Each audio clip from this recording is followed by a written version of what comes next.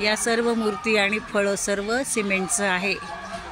हा पूर्णपणे बाजार भरलेला आहे आणि या बाजारामध्ये सर्व विक्रेते, ग्राहक, पशु पक्षी, वस्तू, फळं, बाळ, ही भिकारीण, हा मोची दादा, हा धार लावणारा माणूस, हा कांदे बटाटेवाला चाचू, सगळं सिमेंटचं आहे।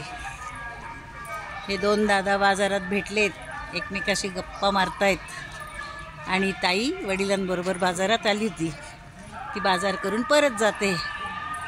इथे या मावशी डाळ्या फुटाणे घेत आहेत मुलांसाठी आणि त्या मावशी हातात पालकची भाजी घेऊन चालल्या आहेत। तिकडे कोबी फ्लावर विकणारा बसला आहे, त्याच्याकडची कोबी एकदम ताजी आहे आणि त्या मावशी तिथे लिंबू घेत आहेत। चाचा पान विकतोय आणि इकडे सगळा गुरांचा बाजार भरलेला आहे। गुरांना नालसुद्धा इथे ठोकली जाते आणि इकडे या तिघी बाया बाजारात येण्यासाठी घाई करतायत।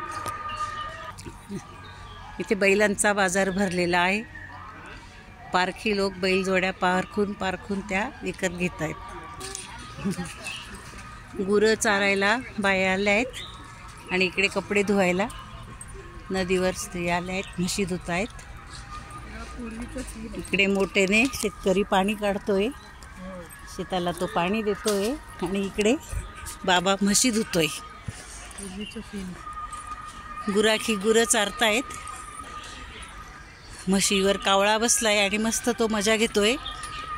सगळ्या गाई मेंढ्या चरतायत हिरव्यागार कुरणामध्ये। मेंढकी मुलं बासरी वाजवतायत आणि इकडे बगळा ध्यान लावून बसलाय, मासे शोधतोय